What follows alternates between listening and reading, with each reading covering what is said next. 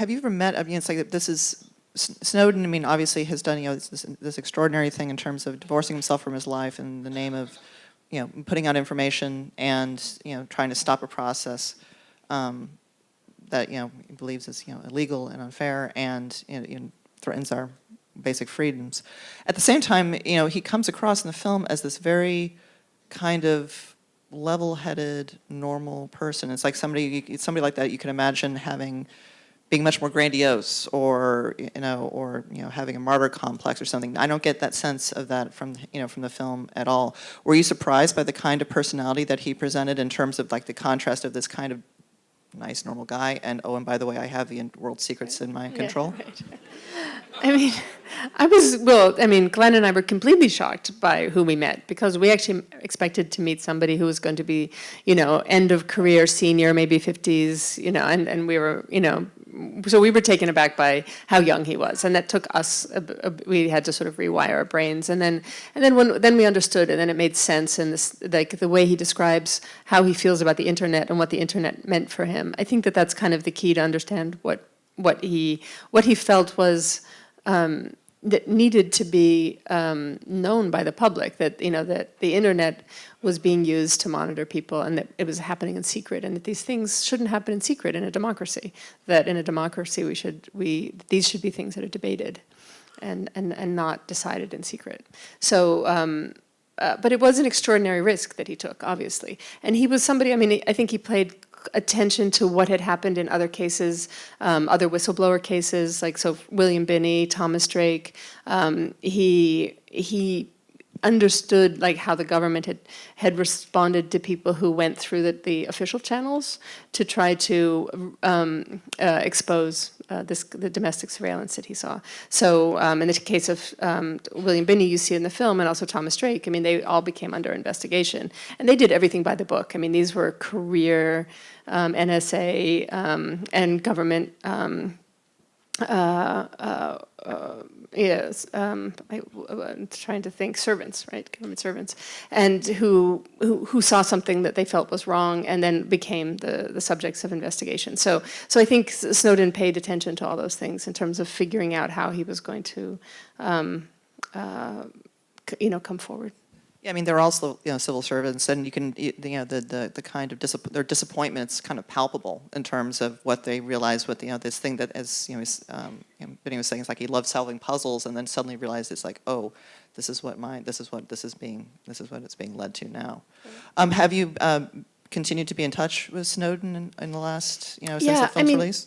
I mean, I'm still in touch. I'm still reporting on documents, so I'm in touch with him. Not as regularly recently because I've been traveling a lot, but I'm still in contact, and so is Glenn. Talk a little bit about the technical demands of the film. I'm presuming that you must have had I think there's like four. You had four people actually shooting the film in terms of actually in terms of the camera, and I'm presuming must have been a light crew. Right. I mean, so in Hong Kong it was just me. I was shooting alone, so I did camera and sound, and there was nobody else went with me. I didn't want to. The risks were pretty high, and I actually shooting alone is something I like doing, and I feel confident doing. But I also loved collaborating, and particularly in certain circumstances. So I've been working with Kirsten Johnson as a cinematographer, and she shot some of these really fantastic scenes with Binney. And Trevor Peglin, if people know Trevor Peglin's work, the photographer? Has anyone? He's really, I think, one of the most extraordinary photographers working today, and he's been filming black sites and things that are sort of classified, but that you can, if you travel to the middle of the desert, you can find them. And so his photography, he's been doing that, and I loved his work. And then we felt we really wanted to also have that kind of element in the film. And so what you see at the end of the film, where you have like the cliffs where it says Bude, and then there's a German surveillance site, and then there's another one, I think at Menwith Hill. Those were Trevor's putting on a backpack and climbing over into the woods for hours and taking those photographs. So those were really not easy images to capture. And then I had filmed the beginning, the construction of the Bluffdale site in Utah. I started documenting that in 2011. And I was really interested. I mean, again, that's sort of like cinema verite, like you can only, that building will only be built once. And so the sort of having a documentary record of the construction of that was something I'm just interested in as a documentarian.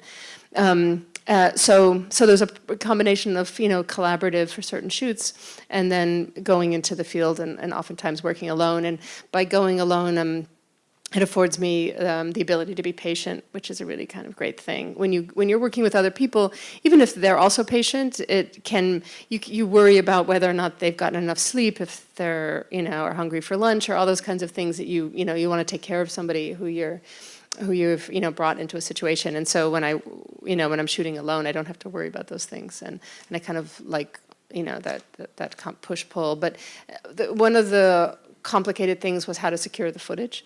When I was shooting in the hotel room, I was making backups. I had encrypted hard drives, and I was backing it up to hard drives onto 2 hard drives, making sure to get one of the hard drives outside of the hotel room in case we were raided. And then I didn't want to, the physical media, which was stored on SD cards, I was destroying those because, again, I didn't want the outtakes. If anything had, people had come into the hotel room, I wanted to keep all the footage on encrypted media. So there were those kinds of things. And then when I left Hong Kong, I left a copy there and then brought another copy back to Berlin and made sure to distribute things so that we could, That sounds like a post-production nightmare. I mean, coordination's hard enough. I mean.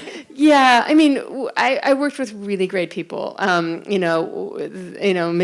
and the editing team that we had. They got really good at really long passwords, and it did create challenges. I mean, particularly when we got into like the sound part where we had to widen the circle. Everybody had to get on encryption, and they had to enter all these passwords, and there was a bit of it does add a layer of complexity, but on the other hand, we felt in this case we really wanted to keep the source material protected.